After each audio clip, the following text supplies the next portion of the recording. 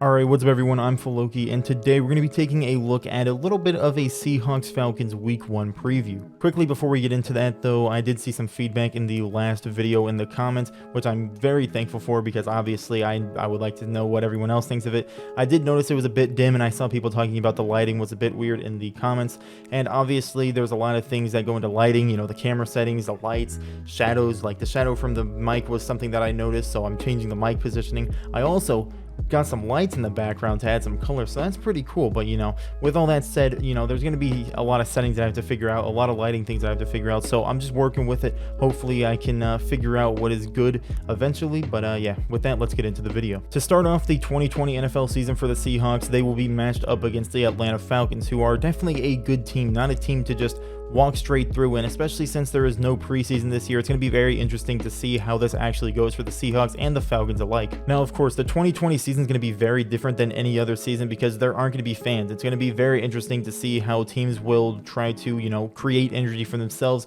how players will do without the energy from fans.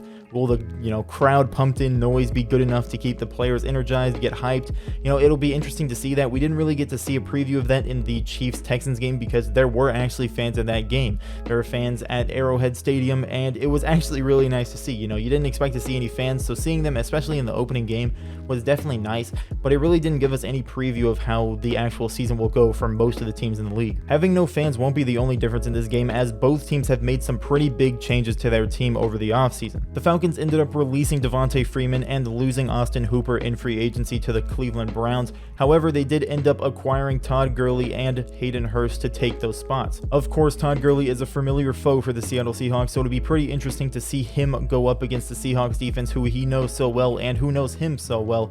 Obviously, there was no preseason this year, so I do believe that the Falcons and any other team who made acquisitions in the offseason are going to be using the new players that they have to the fullest extent that they can early on in the season. I believe that Todd Gurley will get a lot of usage. Same with Hayden Hurst. Oh, I mean, I honestly think Todd Gurley will definitely pick it up this year because last year was a disappointment. He obviously got cut by the Rams, and he's going to want to get that big contract, and he's going to need to show out on this one-year deal that he has with the Atlanta Falcons. Another pretty big change that the Falcons made over the offseason that'll probably be pretty important in this game is the fact that they ended up releasing Desmond Trufant. They did pick up a first-round corner to take his spot. Desmond Trufant is a great corner. I don't think a rookie cornerback will be able to come in and play defense on Tyler Lockett, DK Metcalf, maybe Philip Dorsett if he is able to play. He is questionable for this game, so we'll just have to see if he can actually make it and play in the first game. But the loss of Desmond Trufant is going to be huge for the Falcons. Of course, their passing defense wasn't great last year, and with the loss of Desmond Trufant, a very good corner, it'll definitely be interesting to see how well the Seahawks passing game will be able to do. Neither team in this matchup was a good whatsoever in the pass rush last year, with the Seahawks and the Falcons both having 28 sacks, tying for second worst in the league. However, the Falcons did end up adding Dante Fowler, yet another Rams player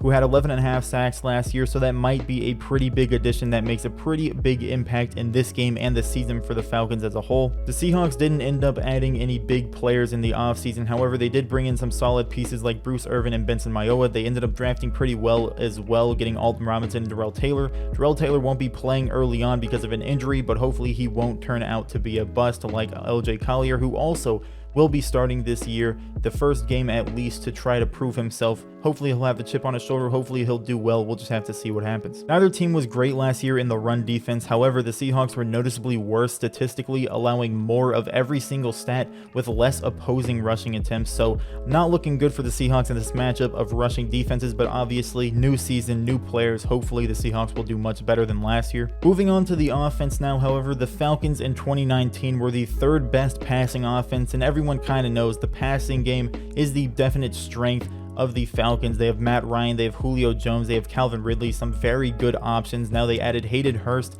so they've got some great pass game options. However, third worst in rushing offense. You know, they do have a good player. They had a great player in Devontae Freeman last year. Now they have Todd Gurley. I think they'll be fine. I don't think they're going to be horrible. I think they'll probably be around average, maybe a little bit better than that this season. But honestly, everyone kind of knows that passing game is definitely the strength of the Falcons. But I do think the rush game will be better than last year now that they've added Todd Gurley, if he can do as well as he has before. Moving on to the Seahawks in 2019, they had the 14th best passing offense, which, you know, you'd like to to see it a little bit higher with a great quarterback like Russell Wilson. Hopefully it will be higher this year, but they did have the 4th best rushing offense. Obviously, the Seahawks, their strength is the rush as opposed to the Falcons, whose strength is the pass game. With the let Russ cook thing going on and everything, Russ has a lot of great options around him. He's a great quarterback. Hopefully the passing game will have a bit more production, will be at least top 10, and hopefully there won't be a big drop off in the rush game. So, I have high hopes for this season. Russell Wilson's a great quarterback. He has a lot of great options. However, the offensive line is still a big question mark, but the run game is definitely going to do well. Chris Carson's great. Carlos Hyde is very good. DJ Dallas has a lot of upside. Rashad Penny, when he comes back, he will probably be pretty good as well. So I have some pretty high hopes for this season. I think the Seahawks will do really well. And the Falcons, they're a great team as well. It's really just going to be an offensive showdown, which is what I initially predicted, and I think I'm still probably going to stick with that. Last year in 2019, when the Seahawks faced off against the Falcons, they ended up winning 27-20. However, Matt Ryan was not playing. Matt Schaub took his place. He ended up having 460 passing yards. Then again, he did have 52 attempts. Devontae Freeman, I believe, also got injured midway through that game as he had 13 attempts for 39 yards. Julio Jones did very well with 152 receiving yards. So, of course, not a great defensive game for the Seahawks, but most of that game we were up. I believe he scored 21 points in the second quarter, so it was just a lot of the Falcons throwing the ball, heavily to try to come back in the game. A lot of garbage time stats for the Falcons, but either way, you would like to see the defense stick it out, do a lot better, not allow a backup quarterback to have almost 500 yards. But 52 attempts, it's going to happen. He's going to be getting a lot of tries. He's going to be getting a lot of plays. Obviously, it's fine. We won the game, but there was a lot of misplays by the secondary in that game. However, the Seahawks secondary is definitely a lot better this year. With the additions of Jamal Adams and Quentin Dunbar, the Seahawks secondary has definitely gotten a lot better, and the apparent emergence of Marquise Blair as a nickel corner is definitely going to be something that is interesting to watch out for in this first game. Someone like KJ Wright saying that Marquise Blair has to play in this first game is something that really shows that he's done very well in training camp. So, it's going to be interesting to see how that goes. Of course, we still have Shaquille Griffin. We have Trey Flowers, who I would like to believe has progressed since last year like he did in his first year to his second year. We still have Quandre Diggs, so we have a very good secondary. We have great linebackers, but of course, it all relies on the pass rush. The secondary can't show its strength if the pass rush does not even come close to getting to the quarterback. The pass rush, they have to live up to their potential. They have to do well, and if they can, I believe we're in for a very good defensive season. But of course, it's going to be very interesting to see how week 1 goes without a preseason, with young players that need to get transitioned to the NFL game, with players that might be out of football shape without any real game experience before this. There might be a lot of injuries. You never know. It's going to be very weird to see this week 1 game. It's definitely going to be interesting to see which team is going to come out more prepared for this week 1 game. But either way, I think this will be a good game. There's good players on both sides. I think it's going to be an offensive showcase. I think offenses will have an easier time kind of getting into the swing of things than defenses. And of course, this is a great offense with the Falcons. Matt Ryan, Julio Jones, great players. Todd Gurley, Hayden Hurst, very good options. So it's definitely going to be interesting to watch this game. I think the Seahawks will come out and do very well offensively. So, I think this game can go either way. My prediction is going to be a win for the Seahawks in a high-scoring affair. I'm going to say around 34-27, anything really in the high-scoring range, but relatively close in the Seahawks winning. That's what I'm going to predict for this game. I do think it's going to be a great game. It's going to be great to be able to watch Seahawks football and basically every other game. NFL football is back, and it's great to see. Obviously, it's going to be weird without fans, but I think that, everyone really just needs football in their life.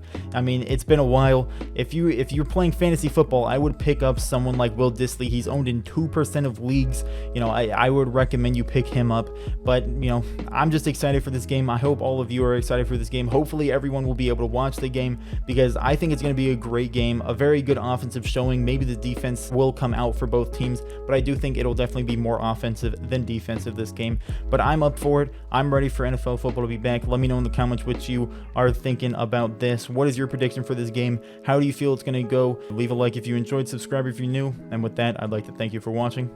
Have a great day.